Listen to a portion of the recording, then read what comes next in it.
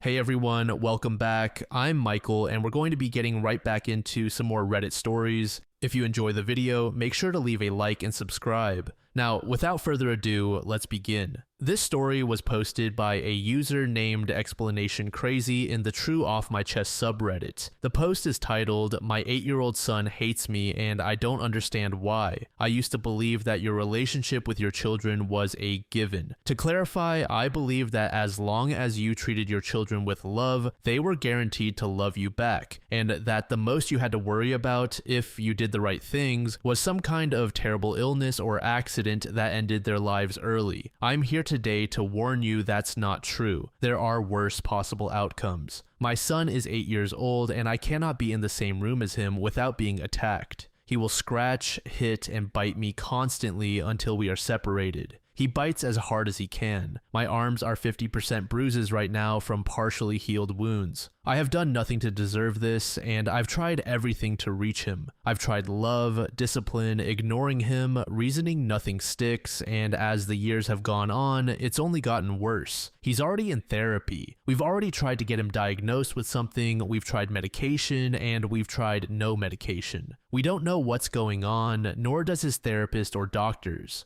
On Thursday, I watched a movie about time, a very bittersweet movie about how time is limited and we need to enjoy it while we can. There's a scene where a boy of about 8 is playing on the beach with his father for the last time, enjoying one last beautiful day together. I absolutely lost it. My son only communicates with me through violence. Last night I finally gave up. I cried for hours and let go of any expectation I had of having a loving relationship with him. He's 8 years old and hates my guts. There are worse outcomes than outliving your children. Please don't take your loved ones for granted. Edit, thank you to everyone for the advice. Special shout out to the super weird antinatalists, particularly the feminist who made sure to tell me she was a feminist before telling me to have a post-birth abortion. No single comment made me realize how ahead of the game I am as a parent more than that one. We are getting a second psychiatric evaluation soon, so I'll write a second post with the results of that. Many of you are absolutely convinced someone else is abusing him and are unwilling to accept evidence to the contrary. There is no sign of anyone in his life abusing him, nor is there much opportunity. When he's not at school, he's with us, save for a few rare occasions where we get a trusted, close family babysitter to go on a date. We've asked him if anyone is hurting him or touching him, and he has said no. We make sure both our kids understand what's inappropriate and know they should tell us if anyone tries anything like that. This is the least likely possibility. Update. Hello, some of you folks asked for an update when I first posted, including some who seemed to feel lost in a similar situation. I'd like to thank the insane people on my last post who told me to give up on my son.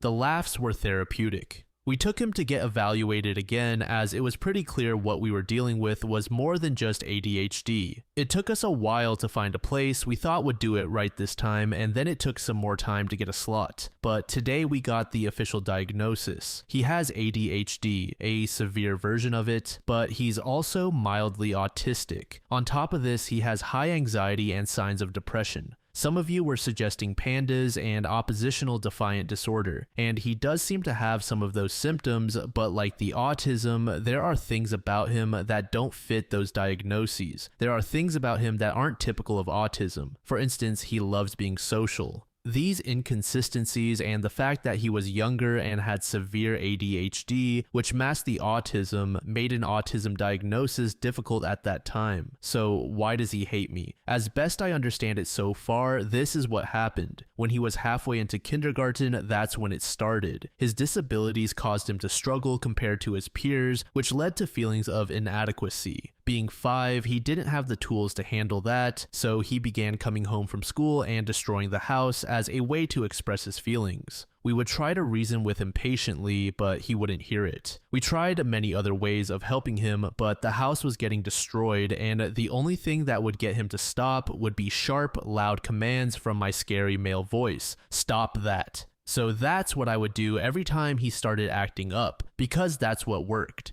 What I was doing, though I didn't know it, was using his anxiety to scare him into behaving better. As time went on and I continued this, I became the scary figure in his life to be feared. The anxiety built until it became a complicated hate. So where are we now? He doesn't attack me on sight usually, which is an improvement, but when I come home from work, he often wants to be alone in his room now. When we go out in public, things are better, but at home, the anxiety he attaches to me is still present, though not as intense. How did I fix it? First, I stayed away. I let things chill out for a few weeks, and when he would attack me, instead of getting angry and punishing him, or defending myself by shoving him off of me, I remained calm and had my wife correct him instead. Then I decided I needed to talk to him about all this. I knew that going to his room meant immediate bleeding on my part, so I would armor up in a winter coat and gloves, enter his room, and calmly fend off his attacks. It would end with me restraining him on the floor and just talking to him about his behavior, why it led to my behavior, and why I never meant to be scary, but I had to be scary to stop the madness. This had a little bit of a positive effect, but it took a long time. I did this routine for weeks without much progress. He would attack me, I would restrain him, I would talk and ask him to open up, and he would be silent. Then I finally found something that clicked. I told him I loved him and always would, and that I thought he was a special and talented kid, and that I would always be proud of him. He cried in my arms and got angry and wanted me to stop, but I pushed through. So for a couple of weeks, I kept letting him know that, and over time, his reaction to it became normalized, which is how I knew he really believed and understood it. Now we have a routine I call daddy therapy time. When I come in his room and say, let's talk, he gets straight as a pencil on his bed, and I kind of compress him into the bed. His head hangs off, which he likes for some reason. He has been opening up gradually and actually talking instead of just me talking. Some days are still hard. He still takes everything out on me, but that's okay. Better me than anyone else. That's my job. I still get bit and scratched, but less often now, and I think things will continue to be 2 steps forward, 1 step back. For you overwhelmed parents out there, keep trying. There's hope. Mondo said, fuck me, this was a hard read, hope they managed to work through this. To this, Droff Mum said, it must be so heartbreaking for the father, and yet people are still going to criticize. He's doing a great job. All you can do in such a situation is trial and error based on the information you have at hand. Thankfully, it looks like it's heading in a positive direction. Witch King said, I'm getting a little misty-eyed imagining this dad putting on his triple fat goose jacket and an old football helmet, sighing deeply and biting off the tape that secures the oven mitt to his wrist so his son can beat the hell out of him again. This second post was made in the AITA subreddit by a user named Quirky Wait. The post is titled, I bought my boyfriend flowers after he mentioned most men only get them when they die. Okay, so my boyfriend and I have been together for about 5 months and it has been good so far. But about a week ago when I was at his apartment, he told me that most men only receive flowers when they're dead. He then went on a bit of a rant about women not caring as much as men when it comes to their partners, and that men want shows of affection too. I honestly took this all as a hint that he wanted flowers, so yesterday I went to Whole Foods and picked out all the flowers I thought he would like, and put together a big bouquet for him. I also got him a coffee, some chocolates, and a few other things I thought he would like. I have done things like this before, but minus the flowers. I usually put in a Game Pass gift card or a Lego set, etc. I feel like this is important because I don't want anyone to think I don't show him affection or get him gifts. I definitely do. So I show up to his apartment with literally the biggest smile. I was so excited for his reaction, but when I gave him the flowers, he got a super uncomfortable look on his face and wouldn't touch or kiss me at all. I asked him what was wrong and if he liked the flowers, and he just kind of blew up at me, saying that flowers are only for apologizing and that if I cheated on him, I needed to tell him right now. I was shocked and started crying because I have never and would never cheat on anyone. He took the flowers to the kitchen and threw them in the trash, which honestly felt like a huge punch in the gut.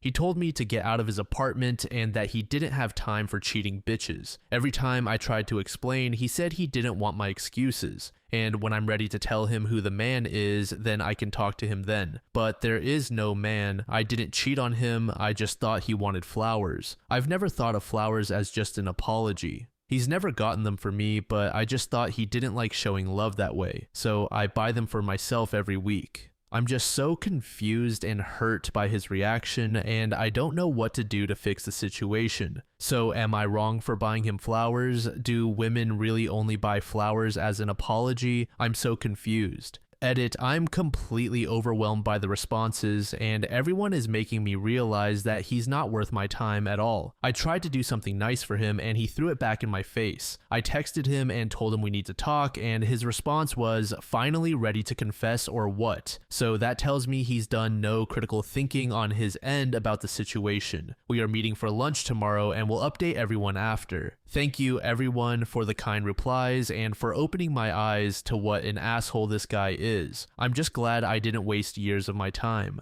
Second edit, I want to clarify a few things about my post. His parents gift each other flowers regularly, so he has seen flowers given to a partner for reasons other than cheating. His mother gifted him flowers for his college graduation, so he has received flowers previously, and this is not the first time. Also, I have had a few people tell me it's weird of me to gift him things like the Lego sets, etc. that I mentioned in my post. He told me at the beginning of our relationship that his love language is gift giving and he loves receiving gifts. That is why I do it. I did not think it would come across as weird in any way. I only spend around $50 each time, which is nothing for me as I have a well-paying job. I was in a relationship for 2 years previously and I gave my partner monthly gifts throughout the entire relationship. So I'm in no way trying to love bomb him. I just always want my partner to know they are loved and appreciated. Big update everyone, his mother is asking if she can call me. What should I do? His mother loves me and is honestly an angel. I don't know what he's told her about the situation. Should I be worried?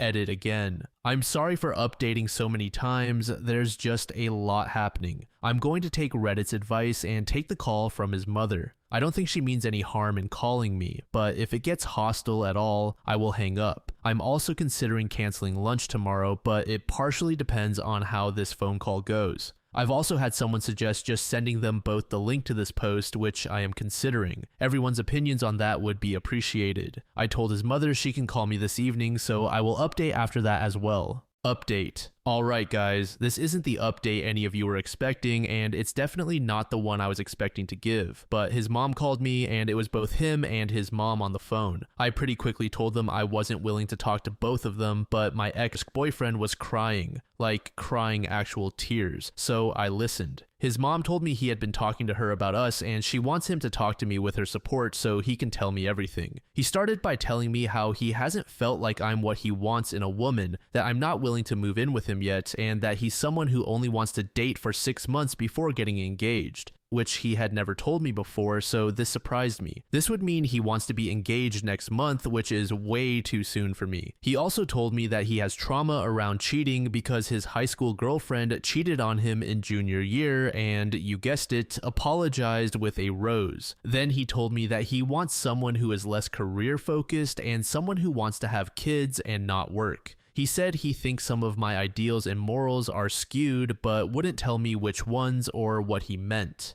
He also told me he's realized I am a radical feminist, which I think is extreme because while yes, I am a feminist, I don't hate all men or think they are all bad. I never talk badly about them to him and have really given him no reason to think this aside from being pro-choice. He said he can't date someone who doesn't respect him and emasculates him. He said the flowers I gave him showed him that I viewed him as feminine and also showed that I was cheating. I told him again that I was not and had never cheated on him and asked if he had cheated on me before. He was quiet for, I kid you not, a full 2 minutes and then asked me to define cheating. I asked if he had slept with someone else and he said no. I asked why he mentioned the flowers if he thought flowers were emasculating and he said it was more about the fact that men are treated, and I quote, more as slaves than human in our society. He said it was less about him wanting flowers and more about him feeling like women aren't owed flowers. That was enough explanation on where he was coming from for me. I told him our relationship was clearly over and that we don't share the same ideals. He said he was willing to work on it if I would make changes to become wife material. I said no and hung up.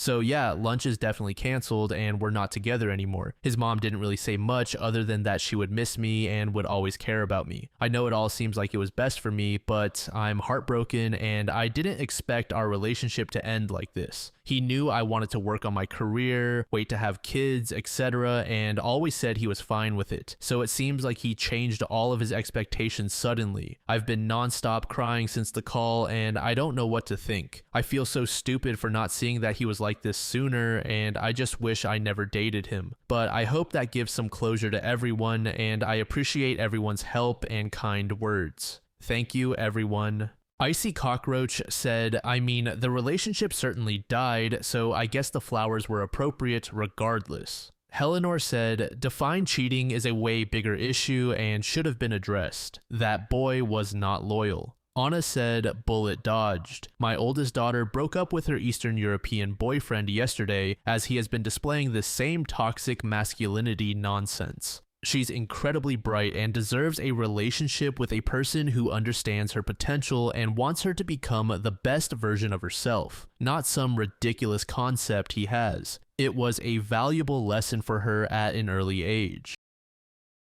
This final post was made in the same subreddit by a user named Strange Ostrich. The post is titled, I accepted a prosthetic leg after cancer, but my 11-year-old brother thinks it's unfair and my mom agrees with him. I had cancer. Bone cancer. It started in my thigh and spread fast. The only way to stop it was to amputate above the knee. I was 16 when I lost my leg. I'm 18 now and just barely putting myself back together. The last 2 years have been a whirlwind of chemo, pain, isolation, and feeling like I was just fading. I missed most of school, missed friends, missed being a teenager, and when it was all over, I was left with a stump, a pile of trauma, and no real plan for how to feel human again. The doctor said I was a candidate for a high-functioning prosthetic, a bionic leg. It wasn't just cosmetic. It would give me a shot at walking properly again, going to university on my own, even being able to do stairs without crawling. It's expensive though. The NHS covered some, but not all. That's when my mom stepped in. She said we could use part of a savings fund she'd kept for emergencies and future needs, some of which was apparently meant for my little brother. He's neurodivergent and has always needed a bit more help. He's smart and sweet, but also very emotionally intense. My mom calls him her sunbeam, and honestly, the house has revolved around him my entire life. She helped me get the prosthetic. It changed everything. For the first time since the amputation, I could walk more than a few meters without crutches or collapsing from exhaustion. It's not perfect, but it's given me a future. Now here's where things went sideways. Last week, my little brother had what my mom calls a bad emotional day. He told her he was sad because everyone paid attention to me, and I got a robot leg and he didn't get anything. He said it was unfair that I got something cool and expensive when he didn't. Instead of explaining the obvious that I lost a leg, that this wasn't a gift, that it wasn't about fair, my mom sat me down and said maybe she shouldn't have spent so much on me without thinking of how it might affect him emotionally. I didn't know what to say. She said she regrets not waiting until he was old enough to understand, that he's very sensitive and I need to try and see it from his side. And now I feel like the villain, for surviving, for walking again, for not being smaller, quieter, easier to ignore. I didn't ask for any of this. I didn't ask to lose my leg. I didn't ask for her money. I didn't ask to be born into a family where even surviving cancer somehow feels like a competition I was supposed to lose. So am I in the wrong for accepting a bionic leg, knowing it came from a fund my mom also set aside for my younger brother, and knowing he's hurt by it? Because right now I feel like I'm being punished for not dying. Update. I wasn't planning on posting a full update, but honestly I don't even know how to process what just happened and I need to get it out somewhere. If you didn't see my original post, here's a quick summary. I lost my leg to cancer at 16. I'm 18 now. I got a high-end bionic prosthetic with help from my mom. My little brother, who's always been treated as the special one, got upset that I had something cool and expensive. My mom made me feel guilty for surviving. Anyway, Yesterday, I came home from work. I had my prosthetic charging in my room on its dock, like I always do. It's super delicate while charging because the joints are exposed and the internal circuits are vulnerable. I found my brother in my room. He had unplugged the charger. He was trying to make it move manually, bending the knee joint, yanking the ankle around to see if it would walk on its own.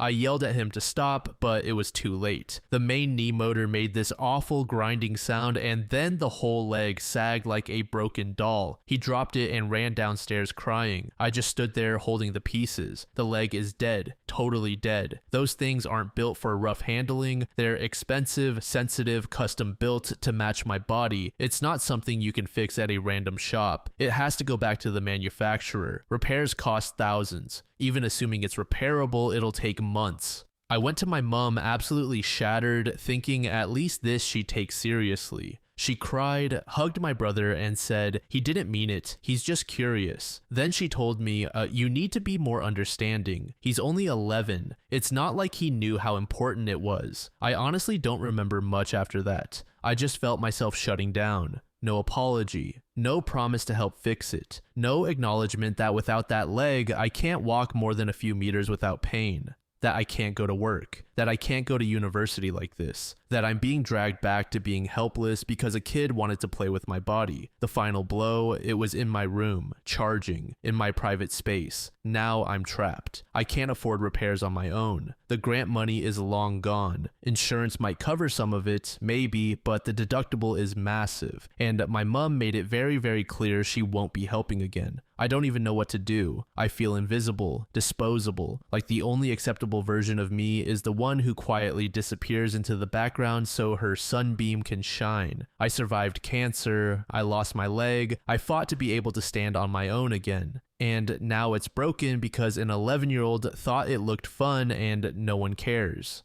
So I guess that's my update. Update 2.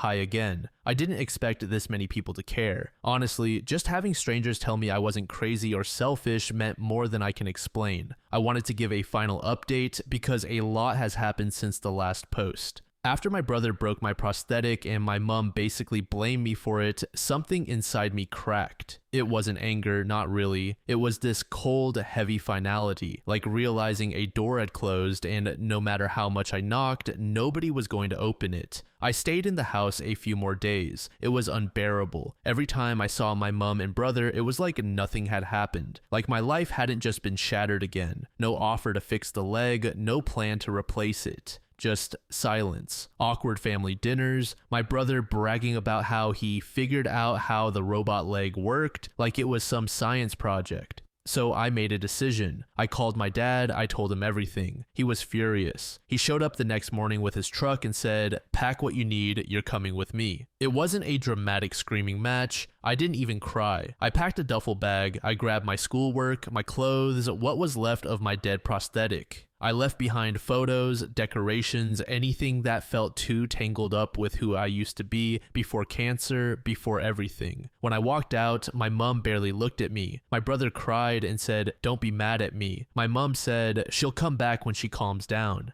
She still doesn't get it. I'm not coming back. I'm living with my dad now. His house is smaller, but it's quiet. Peaceful, safe. I can charge my broken prosthetic without fear. I can walk around without being afraid someone will sabotage me again. He's already helping me contact the prosthetic company to see about repairs or replacement. He said he'll co-sign a loan if insurance won't cover enough. He said, "You didn't survive all this just to end up crawling again." I have a lot of healing to do, emotionally too. But for the first time in 2 years, I can breathe. And when I eventually walk properly again, whether it's on this leg or a new one, it'll be because I fought for myself. Not because someone gave me permission. Thanks for reading, for caring, and for reminding me that surviving isn't selfish. Lazy Gal Dragon said, "What a pathetic egg donor. That poor kid won't have a chance if she keeps enabling him." Comedic Hermit said, "That is a terrible mother." To this agreeable animal said, "For real." All mom had to do to shut down the little brother when he first started crying about it was explain to him firmly that the leg is not a shiny new toy, but a medical device that his sister needs for mobility. She should have also made it clear that it was off limits to him and that he was under no circumstances to touch it.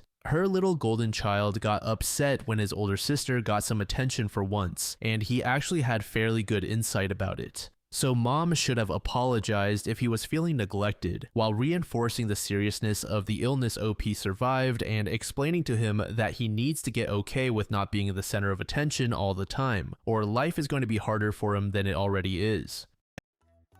Thank you so much for making it to the end of the video, and thank you also to partner of the channel, GamerSupps. Use code DLAM to support the channel and get 10% off of your purchase, link in the description. I'm sure many of you like me have a hankering for daily caffeine, so go check them out. Lately, I've been a big fan of Titty Milk and Acid Rain, but they've got dozens of other flavors for y'all to try out. Anyway, thanks again for reaching the end, and I hope you all have an amazing passage of the next 24 hours.